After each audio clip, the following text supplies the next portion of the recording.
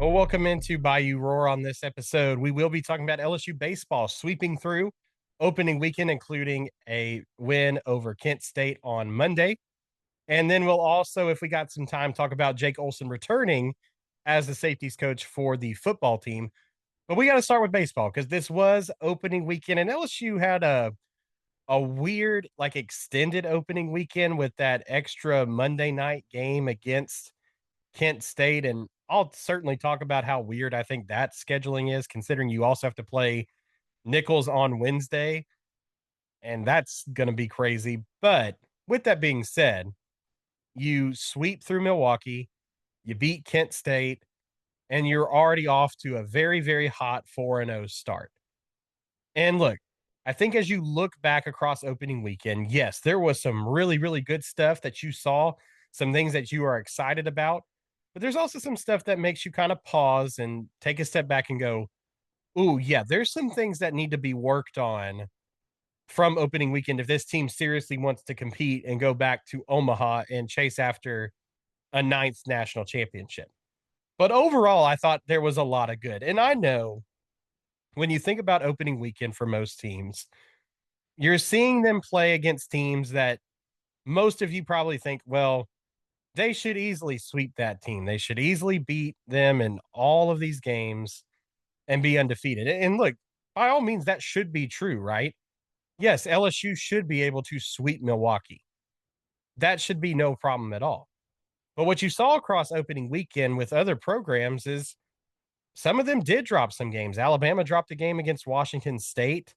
Washington State's not supposed to really be that great this year. Florida, who is ranked, I think, number 12 right now, they lost a game in their opening series. It just happens sometimes. Good teams will drop a game here and there to a team that maybe isn't quite so good. But that's just how the game of baseball rolls sometimes. So the fact that you were able to win all of your games, and look, you won them in some different fashions. Your Friday game against Milwaukee was one where you kind of got a late surge and you ended up run ruling them in the eighth. On Saturday, it was a little bit tight. It got a little bit heavy there for a minute, and you were able to kind of just hold on to a lead and get out of there with a win. And then Sunday, you blew them out of the water. You absolutely turned it on and you ran away with it. And then on Monday, you had a lead, pretty sizable one, kind of evaporated a little bit, got tight again, but you were able to work yourself out of that situation and win the ball game. Those are things that are going to help you as you continue to roll along. Yes, it was Milwaukee and Kent State, but those are things that are going to, improve your team. And oh, okay, we know how to get out of this situation. We know how to handle and compose ourselves when things maybe get a little bit tighter, things don't go our way here for a second. So I like that kind of stuff across this opening weekend for LSU because I think it will mold this team very, very well. I think you would feel a little bit differently if they just blew them out every single game. Like, yeah, you'd be excited because you blew them out. But at the same time, you'd go, well, how's this team going to handle adversity when they start playing power four teams or whatever? So with that being said, I like that you won in different ways. I think that sets you up really well for rolling along in the rest of the year. Now, we'll start our breakdown of some of the different groups by talking about the pitching staff, because the pitching staff certainly had a very interesting roller coaster type weekend across both the starters and the bullpen. But we'll start with the starters. So, kind of as we started to expect as the week went along, leading into opening weekend, Kason Evans ended up being your Friday guy. Cooper Moore ended up being your Saturday guy. William Schmidt ended up being your Sunday guy. And then Jaden Newt actually took the mound as the starter for the Monday game. But we'll start with Kason Evans because obviously he is the one that I think has a lot of mixed reviews right now. Some people were very disappointed by Kason Evans and his performance, already ready to kind of put him back into the bullpen. Some people are like, hey, let's take a step back. Let's breathe a minute. Let's relax, give him some time. And I kind of fall in that second camp. Yes, was some of the things that you saw with Kason Evans on Friday a little bit concerning? Yes. He gave up some hits, and eventually that led to some runs being scored. And look, that's something that Kason Evans has had a problem with in the past, but you still saw him throw a lot of strikes. He struck out several batters, and he showed you his repertoire of pitches is still really, really good. And he can still rip the fastball. And he's just a very high talent at the pitching position. Now, yes, it was not great to see him only go a three in a third innings, and he had to be pulled because he was already at 75 pitches. But this is something that I think we maybe jumped the gun a little bit too early on, thinking that Kason Evans would just come from the bullpen where he was a really dominant arm last year and just automatically become a really elite starter. And that's on us. I'll put myself in that camp. I maybe thought that it was going to be more of an immediate click, turn on the light and go type of moment for him. But you start to realize how different it is really going from the bullpen to a starting role. And this is going to sound weird to say, but I'll explain it a little bit. When you are a bullpen guy, what you're trying to do is just strike everybody out to eliminate all the damage. As a pitcher, yes, strikeouts are something that you want to try to do. But when you're a starting pitcher, kind of the name of your game is to be dominant for as long as you possibly can. You want extended innings where you're not going just 3 innings and then you're leaving. You want to go 6 innings would be nice. 7 innings would be great. That way you're not having to put the pressure on your pitching staff to pick up the slack for you, and you have to burn a lot of arms out of the bullpen because you could only go 3 innings or whatever.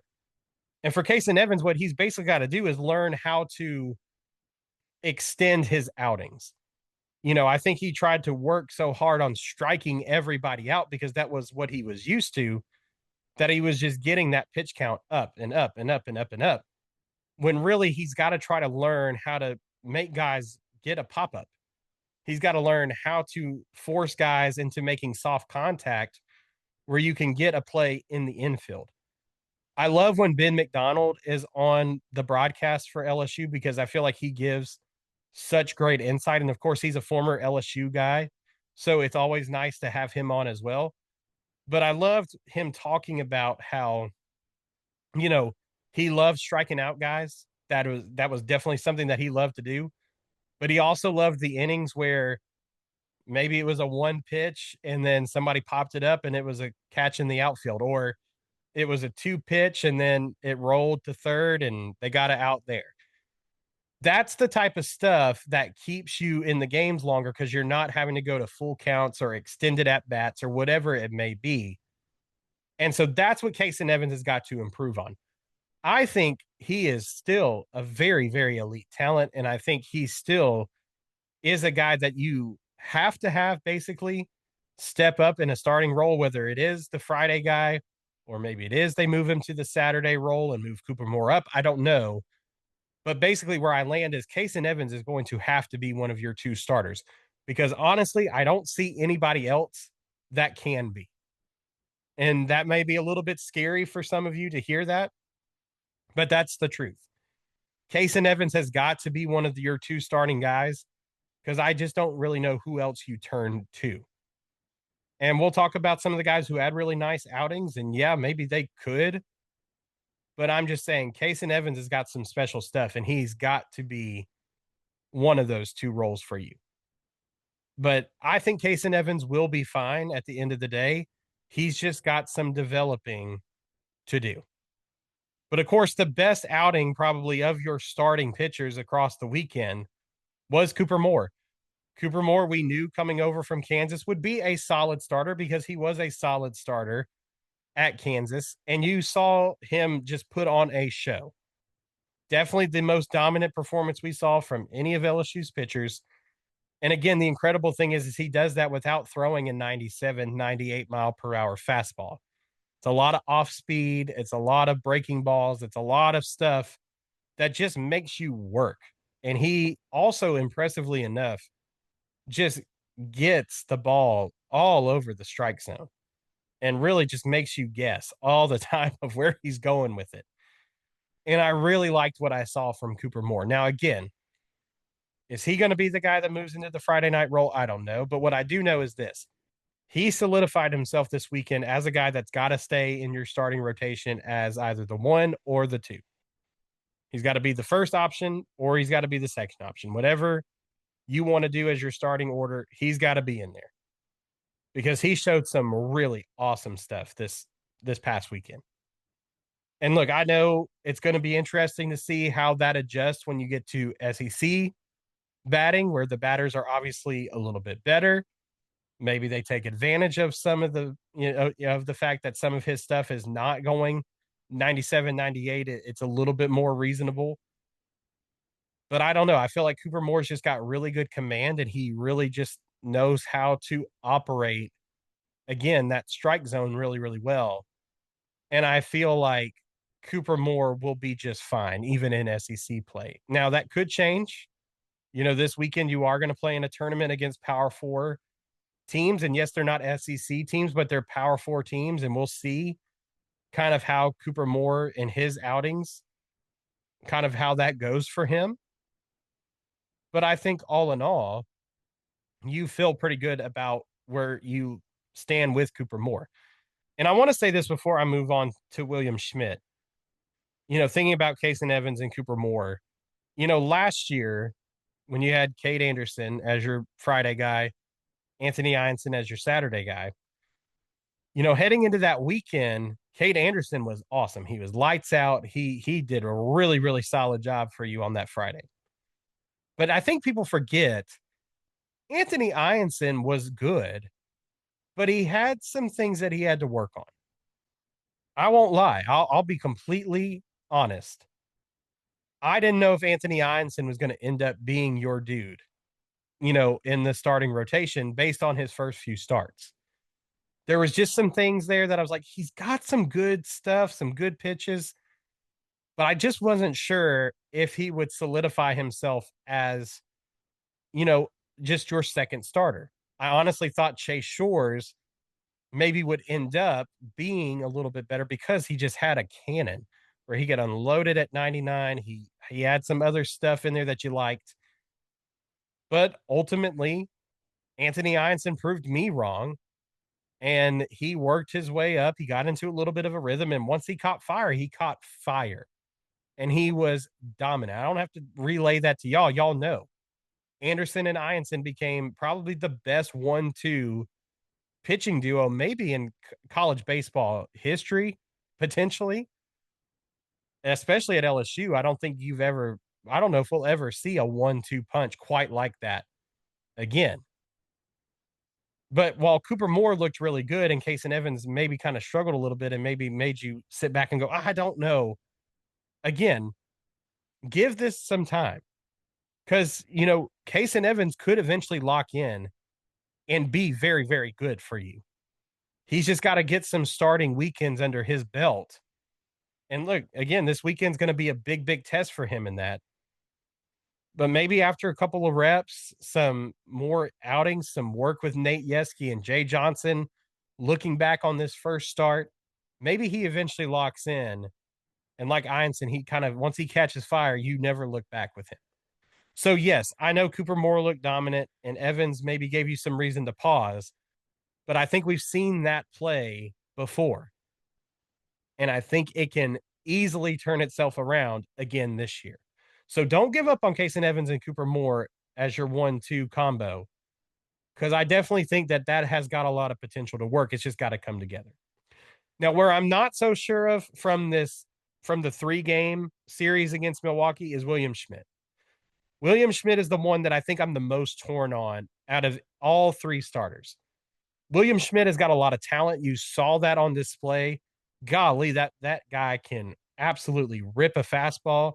He's got some nasty, nasty off speed and breaking ball stuff. It seems at times mentally, and this is what's different between like a Kason Evans struggle than with a William Schmidt struggle. It just seems like William Schmidt sometimes struggles with the mentally like, oh my gosh, I'm in a jam now and I'm panicking a little bit. And he ends up walking guys. He ends up hitting a batter here and there, giving up free passes. Like there just seems to be times where mentally he kind of doesn't know what to do and he kind of panics and he kind of rushes and the talent is there. It's just like mentally there's a mental block that he can't get past. Now, if he can ever get past that mental block, I think William Schmidt could be awesome. But that's just somebody that, you know, he really had some nice moments, but he also had some really bad moments in that game on Sunday. And so, again, William Schmidt, I think, is an arm that you're going to have to rely upon, whether it's in the bullpen as your Sunday starter, whatever it may be. But it's just, I think it's once again, one of these scenarios where, man, you get to Sunday, even on a team like LSU, it's hard to find a third starter. And that's the thing with this that I want to take a step back and say, I'm not like disappointed in William Schmidt. It's not like I'm saying, well, golly, William Schmidt seemed like the best Sunday option, and now he's kind of struggling. And oh man, what are they going to do? It's not that because even on the best teams in college baseball, it's very rare that they have a Friday and a Saturday guy. It's even rarer if you find a team that has a Friday, Saturday, and a Sunday guy. So the fact that you can throw William Schmidt out there with as much talent as he's got on a Sunday, it's like Chase Shores last year. Dude, you tell me Chase Shores, yeah, even if he struggles a little bit, a guy that's 6 foot, what, 8, can throw a 99-mile-per-hour fastball on a whim. Yeah, I'll take that talent even if he struggles a little bit. I think William Schmidt will probably hold a place on that Sunday roll as just a guy that you say, well, if he turns it on, he's on and he's good, but he may struggle a little bit at times, but you'll be okay with that because hopefully a lot of times you've won the first two games and that third game's not going to really matter so much and Schmidt can go out there and do whatever. But I was a little disappointed in the fact that William Schmidt just still had some of those mental block errors. I think if it was like a Case and Evans thing where it was like, man, you're just throwing it in the strike zone and they're getting hits on you, I could live with that a little bit and struggling with that. It's the walks, the hit batters, the stuff like that he still kind of commits sometimes. That's where it worries me a little bit more. But again, the dude also can throw a lot of strikeouts when he's on it. So he's still somebody you got to have. It's just you got some work to do with him. And then Jaden Newt took the mound for you as the starter on Monday against Kent State. Jaden Newt was a guy that I talked about in our team preview as, man, that dude's got some talent. People forget, they brought it up on the broadcast, that he was the number one pitcher in California when he was coming out of high school. Actually got drafted by an MLB team and then decided to come to LSU. Of course, had to have Tommy John surgery and all that stuff and work his way back.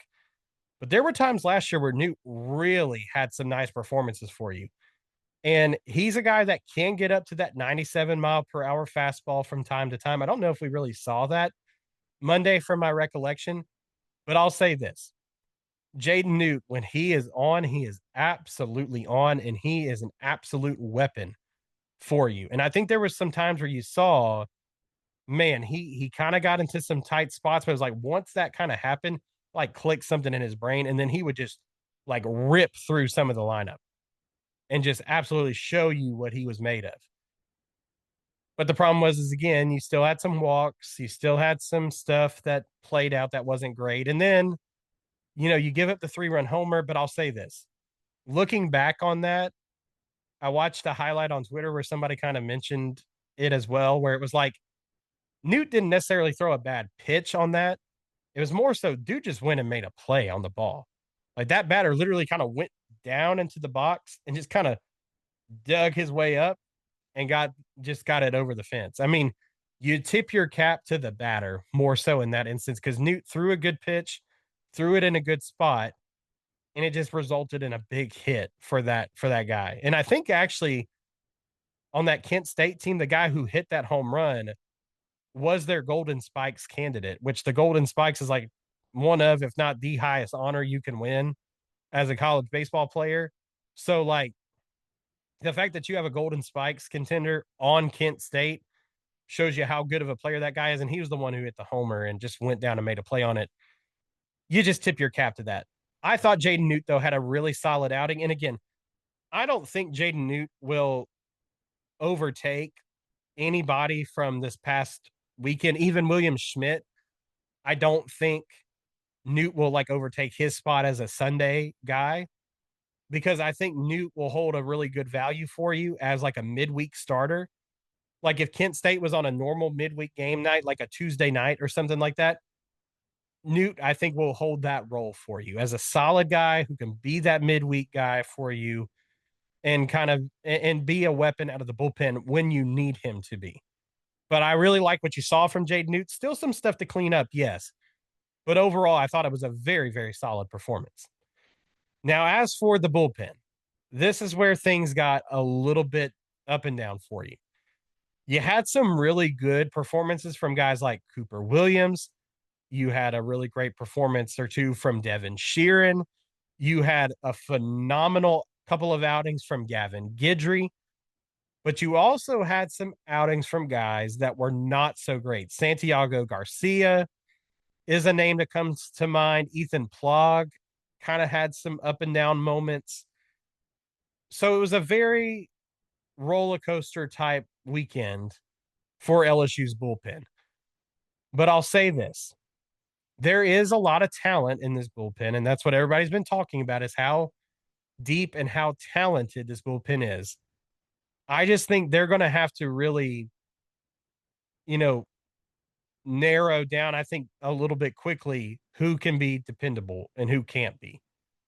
And look, last year, you had two guys that transferred over. I had to look them up the other day because I kind of forgot their names, even just from a year ago.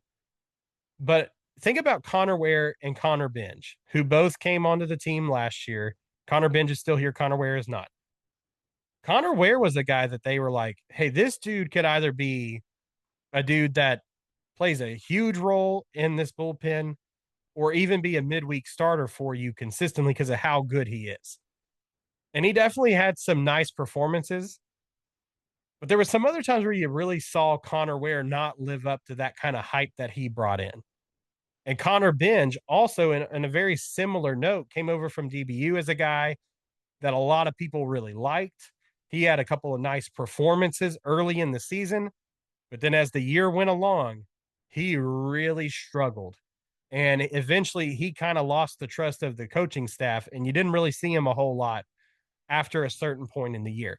So, with all that being said, you know, it's interesting to see how the bullpen usually plays out because sometimes you do have the benefit of having some arms in there that you go, oh, that guy's dependable. We know we can send him out and trust him every single time to give us some good innings, get in, get out, get gone. And there's some other guys that you just aren't sure about, but you know they got the talent, so you're willing to roll the dice. But there's other guys that just shouldn't touch the field again. And I would say this, the only guy out of the bullpen from these past four games that I would say I wouldn't mind if I didn't see them again outside of maybe a midweek non-conference game is DJ Primo. And look, I'm not trying to hate on the kid at all. He's been very loyal to the baseball program. Jay Johnson loves him a lot, I think, because of his loyalty. But DJ Primo caused a lot of problems in that Monday night game against Kent State. I mean, he goes in there and he strikes out a guy, which is great, but then he walks a guy and then hits a batter. And then Grant Fontenot comes in and, loads up the bases. And then, they get a big hit. And all of a sudden, this very sizable lead that you had has now evaporated into a very slim margin. And now you don't feel so good about where you are in that game after you felt like you were kind of on cruise control at one point. DJ Primo, to me, though, has never been a guy that's really been a dominating arm. He's a lefty, which provides some value because lefty on lefty matchups, Jay loves to take advantage of those. I just don't know if you can trust DJ Primo. I just don't. I know he's been a loyal Tiger, and that's great. he's the only guy out of this weekend that I would say, man, if he didn't come back out, I'd be okay with that. And again, that's not me trying to say he's a bad kid or that he's just a terrible player. It's just I think he's proven time and time again that just sometimes he just does not perform at the level that you kind of hope he would. And I would be okay if they moved on to some of these other options, especially guys like Santiago Garcia, who, yes, they did struggle, but maybe they can lock in because, coming from Oregon, he had some talent. So, with that being said, again, I think the bullpen, once you kind of settle in on those guys and you kind of get that worked out, there's some guys in there with a lot of talent with some really good stuff. Is it enough stuff to move them into the starting roles? I don't think so quite yet because you got to think you got guys like Gavin Guidry who are coming back from a major back injury. He's probably not ready yet to go 7 innings of a starting work. Devin Sheeran, a guy who also flashed a lot this past weekend, coming off an ACL injury, he's kind of working his way back from that. Although, in my mind, an ACL is not as bad as like a shoulder, a Tommy John, obviously, or a back or anything like that. It's still something he's having to work back from and build up some reps as he hasn't pitched, in a long time. So, all that being said, this bullpen does have some good arms, and you still got Zach Cowan in the bullpen, and he looked fine this past weekend. It's just, can you refine that down and can you improve on some of these guys that maybe struggled a little bit? So, and we'll get to see a lot more arms against Nichols because holy smokes, I don't know who you throw out there on Wednesday against Nichols. I'll say this now.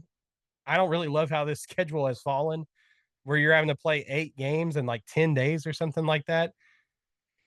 I don't know who's going to be starting at Nichols or against Nichols. And I don't know who all out of the bullpen they're actually going to use, considering they got to go just a few days later to Jacksonville and play in a tournament. But you're probably going to see them scrape the absolute bottom of the barrel.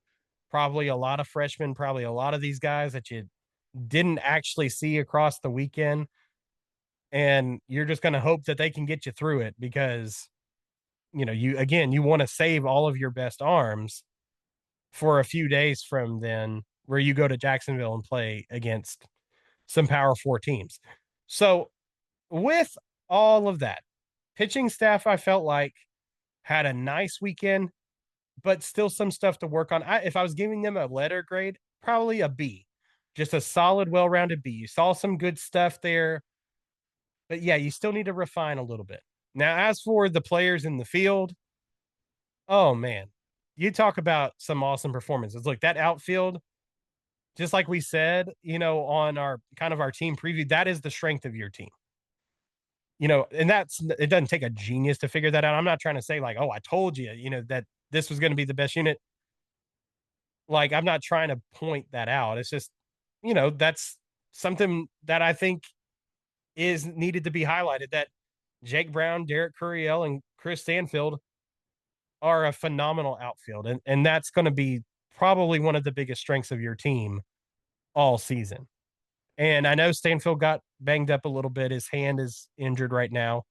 Hopefully he'll be back for the Jacksonville tournament. If I'm Jay, I probably wouldn't play him against Nichols. You know what Chris Stanfield can do.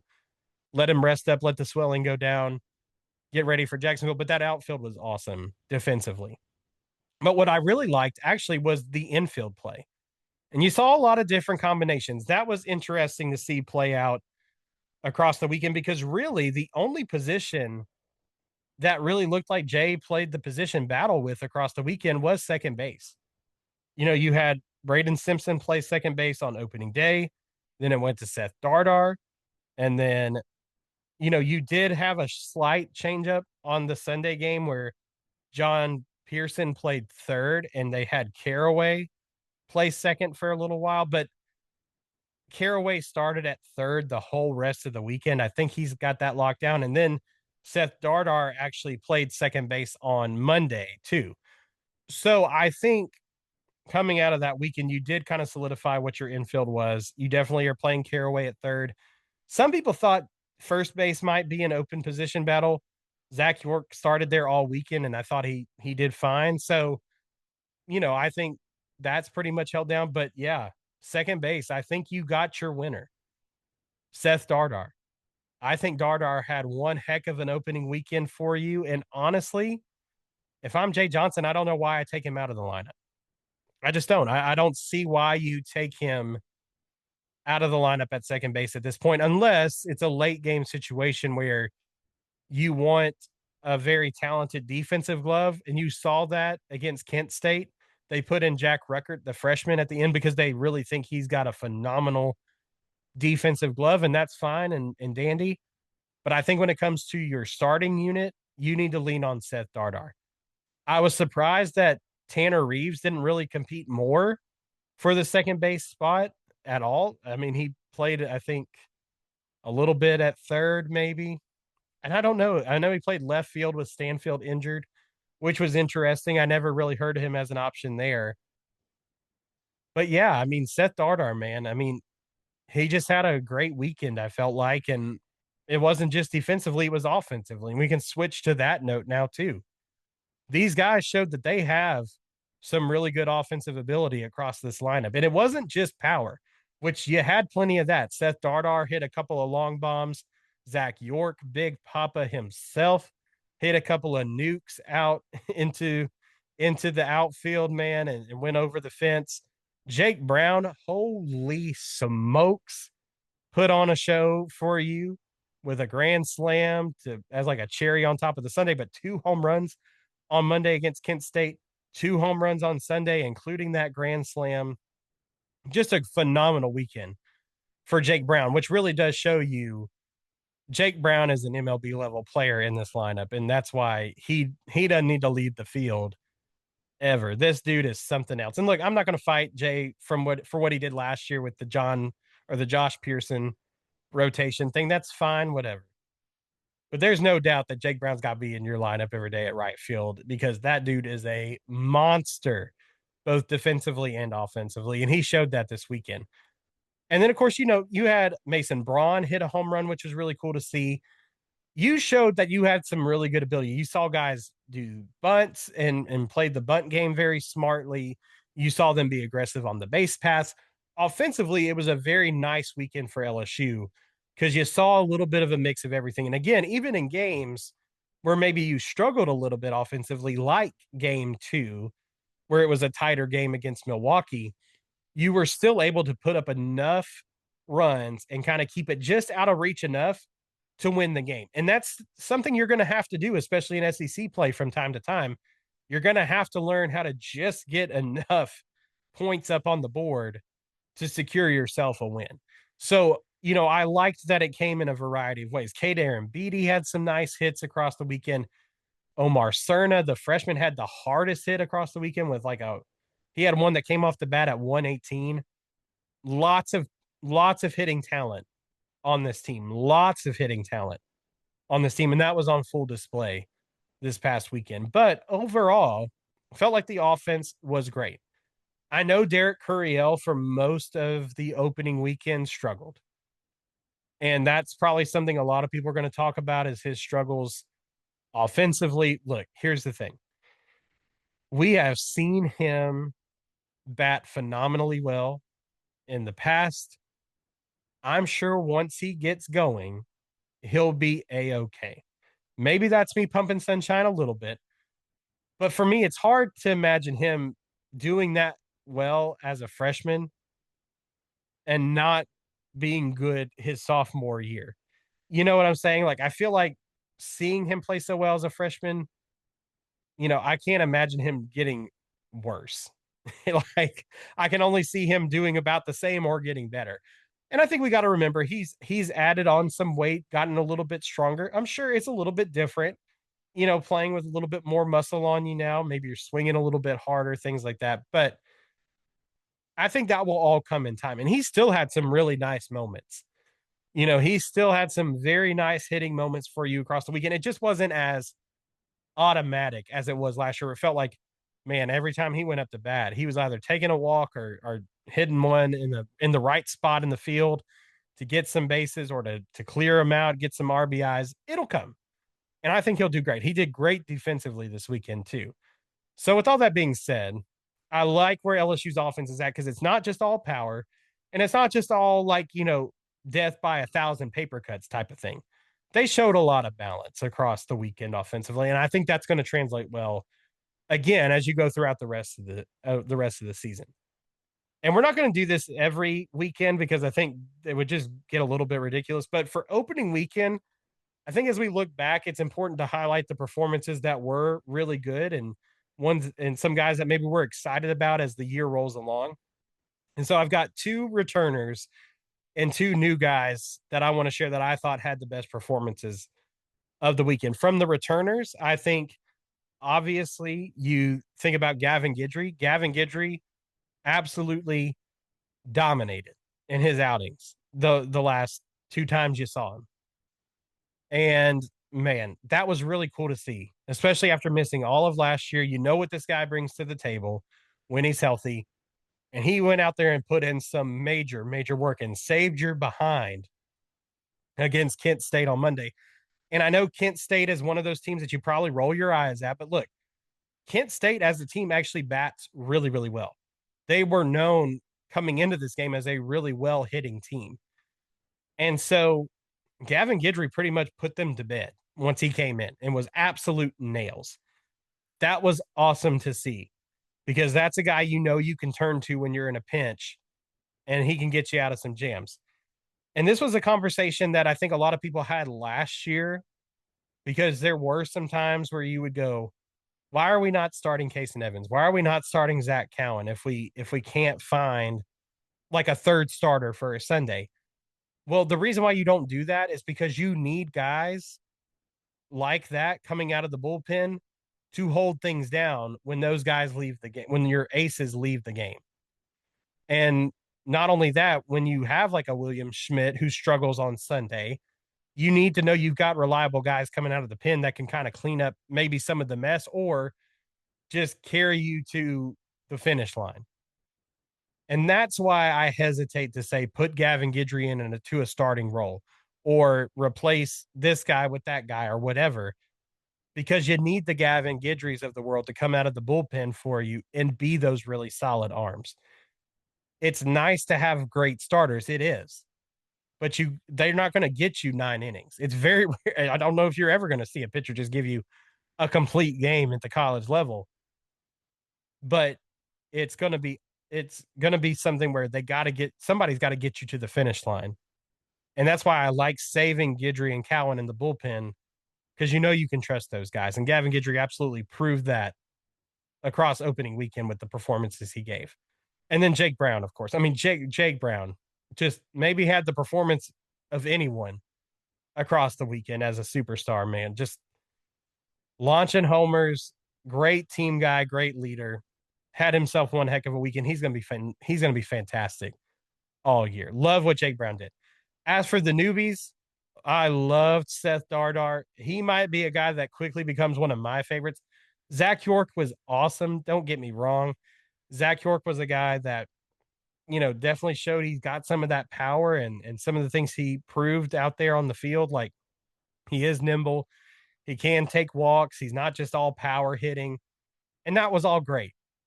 But man, we were wondering who was going to step up at second base. And I think Dardar really did that. And that's why his performances stand out to me.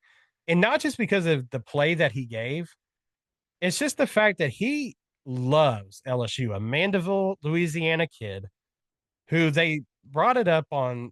I don't know if it was across the broadcast this weekend, but it was on a recap show I was watching. They were mentioning that, Dardar really only entered the portal with the hopes of landing an LSU offer, and he got it. And you can tell how much he loves the fact that he is playing for LSU. And maybe this is just the LSU lifer, the purple and gold blood pumping through my veins that's making me say this. But that's the type of guy I want to see out there at second base. Tanner Reeves may be a great player. Jack Ruckert may be the future. I don't know. But all I know is this. Seth Dardar went out there and played his heart out. And he's a guy that I really like. And I want to see him do some great things this year. And he played really well at Kansas State. It's not like he was just some scrub that's got this feel good story. He was a good player at Kansas State. And I just love the fact that he's here now and he's got so much passion for this program. So I'm putting my trust that Seth Dardar can continue to do some great things throughout the rest of this baseball season for LSU. But yeah, opening weekend. Again, a lot of good, some bad, some things to improve on. I think it's all going to come together really well. Oh, I forgot to give my pitching for newbie. And I know he's not exactly brand new, but listen, Devin Sheeran is the dude. I loved what I saw from Devin Sheeran, and he didn't pitch at all last year, so technically he is a new face. Devin Sheeran looks like a guy that can come out of the bullpen with a lot of big spark and a lot of energy, and I love that from him. Hitting that 99, all that passion coming off the mound when he struck a guy out. I love it. So Devin Sheeran was my pitching newbie of the weekend that I thought had a phenomenal couple of outings. So I know Cooper Moore would have been the easy pick there. I wanted to go a little bit deeper beyond that, but Cooper Moore was also awesome too. Let's not get that wrong. So, anyways, that is going to wrap up our opening weekend talk. Great weekend. Let me know what you guys thought at Bayou Roar Podcast on Instagram. I'd love to hear your thoughts, interact with you on what your highlights were from across opening weekend for LSU baseball. But now we're going to take a quick break, and I will come back and wrap up really quickly by talking about Jake Olsen coming back to the LSU coaching staff. Tiger fans, if you're looking for the best athletic apparel, then look no further than our friends over at Melreg. Melreg makes some of the best golf polos, golf pants, quarter zips, whatever you're looking for, Melreg's got it. And the best part is while at some places you're going to spend hundreds and hundreds of dollars on products like this, over at Melreg, it is super affordable. You're going to find most things from 40 to 50 bucks.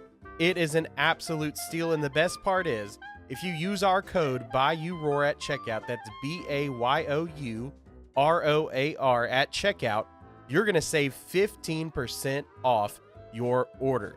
So don't delay, head on over to Melreg, that's MELREG.com today, or use the link in the show notes below.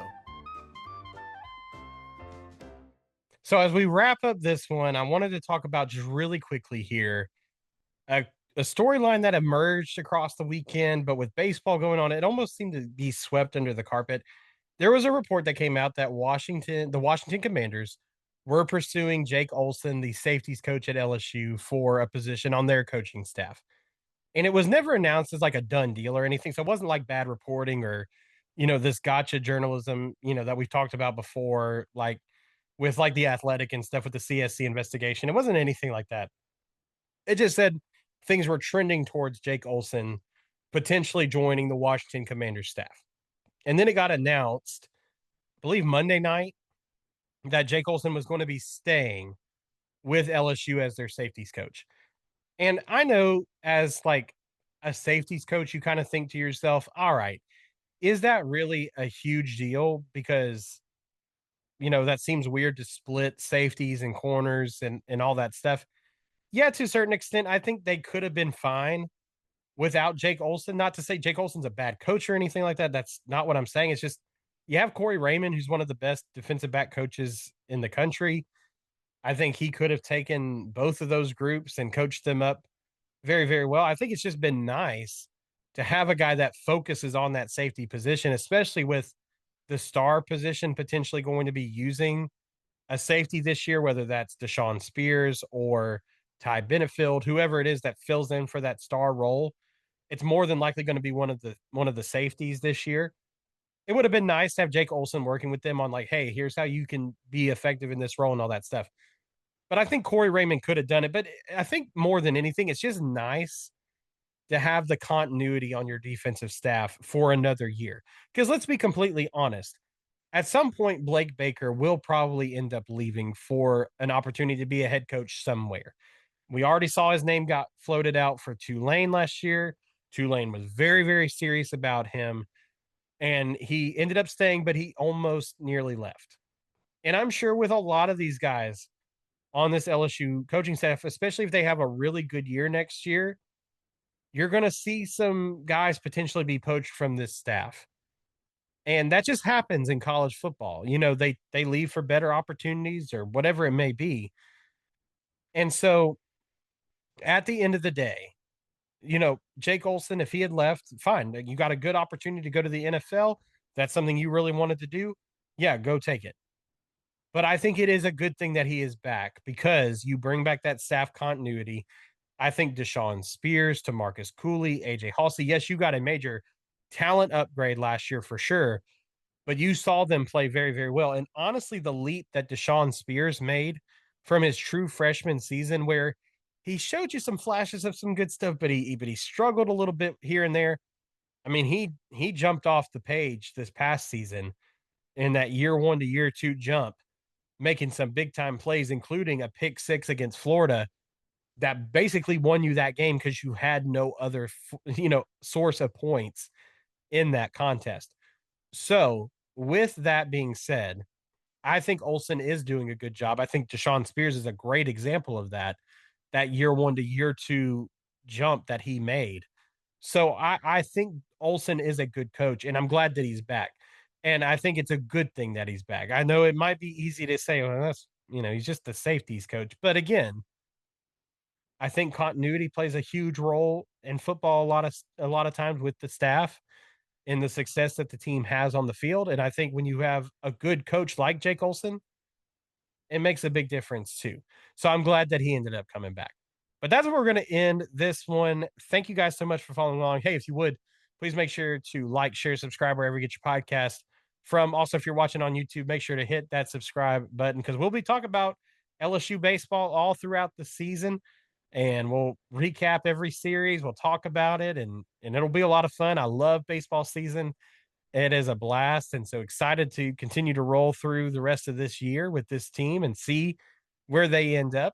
Also, we'll cover any big news about football, women's basketball, all that stuff as well. So, if you love LSU sports or just talking college athletics in general, sometimes we'll touch on some big topics there as well. Make sure to follow along at Bayou Roar Podcast on Instagram if you want to follow us there. And until next time, I hope you guys have a great rest of the week, and let's go Tigers.